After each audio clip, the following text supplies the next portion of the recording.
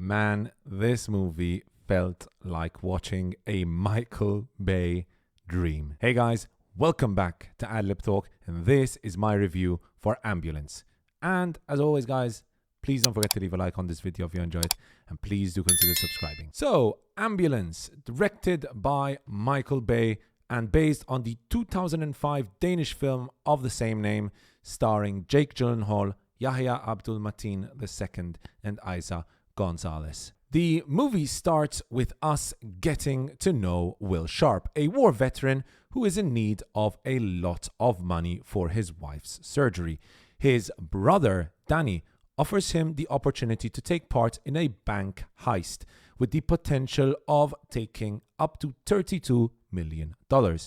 Will takes up the offer, and so begins an action-packed 2 hours and something movie with us following the brothers trying to escape from the LAPD with the use of an ambulance. Going into a Michael Bay movie, you instantly know what to expect.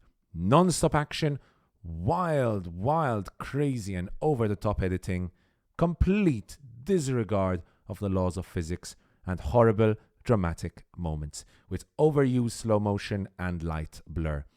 And yes, we get all of this and more in Ambulance. You have to take Michael Bay with all his pros and cons.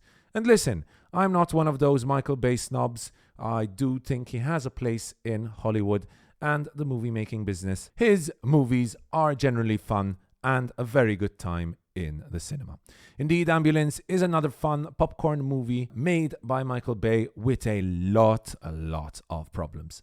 But let's start off with the positives. So, overall, I had a good time with Ambulance, and the main reason I did was because of the action that was filmed so incredibly well. Yes, there's an edit every 2 seconds, but the action in Ambulance is some of the most creative action I have seen in a while. I mean, most of it doesn't make sense, but honestly, who cares? I mean, we need to talk about that shootout outside the bank. That is some of the best shot action I have seen in a very long time. Everything about it felt amazing. The sound, the beautiful shots, with some drone shots moving spectacularly to capture the action really well. It all feels incredibly dynamic. Then we've got the chase scenes, which again are beautifully shot, but unfortunately do start to drag a little with time.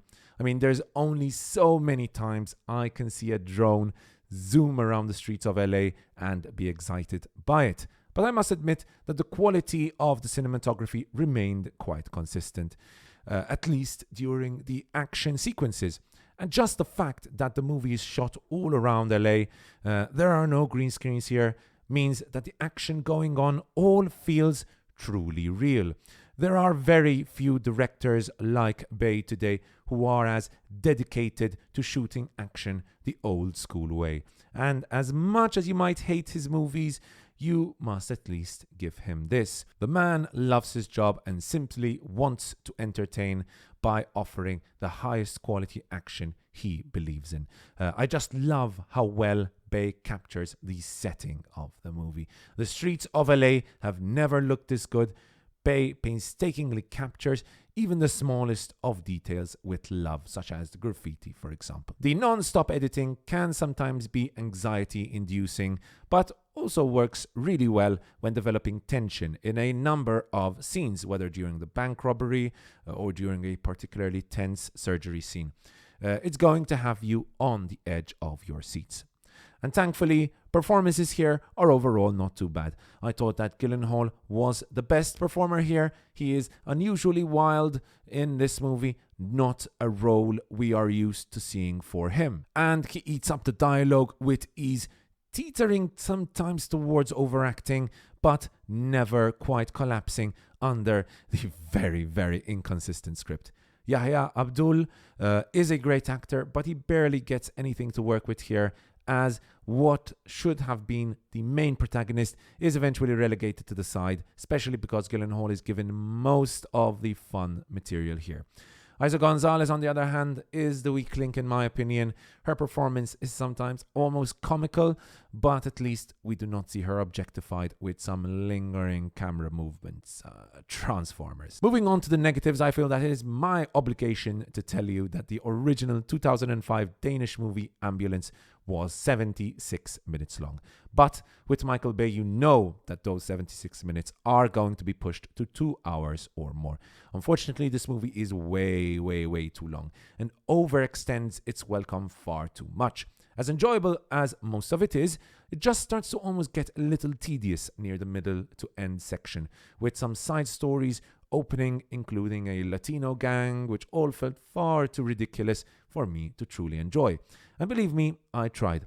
But after an hour of the camera zooming up and capturing admittedly beautiful different angles of the same ambulance rushing up and down LA streets, I did start to get a little tired. Now, the fact that Gyllenhaal and Yahya Abdul-Mateen are not awful is quite the miracle and evidence of both actors' incredible ability as performers, because most of the dialogue is absolutely awful.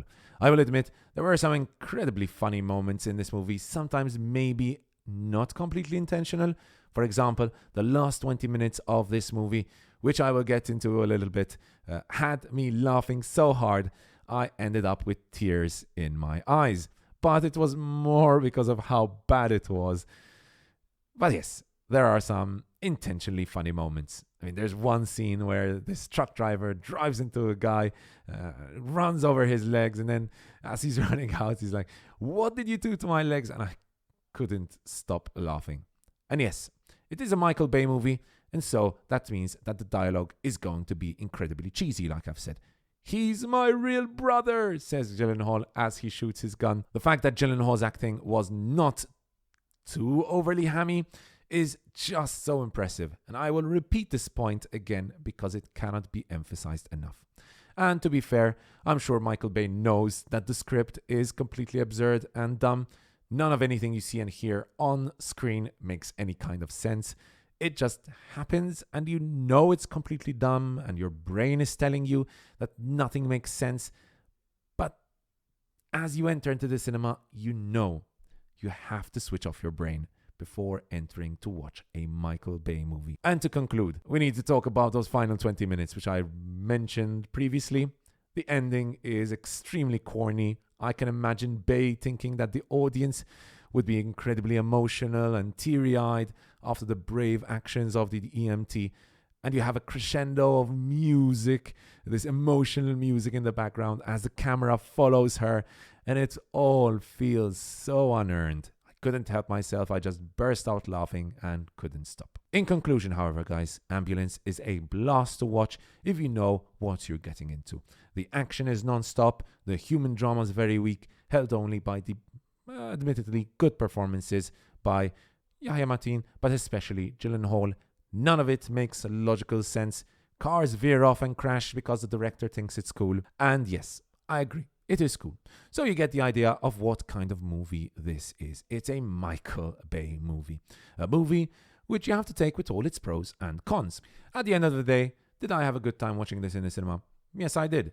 And for that reason, my rating for Ambulance is a decent 3 out of 5. Thank you so much for watching, guys. I hope you enjoyed that review. And if you did, don't forget to leave a like on this video and please do consider subscribing. Cheers, and I'll see you guys next time right here on Ad Lib Talk.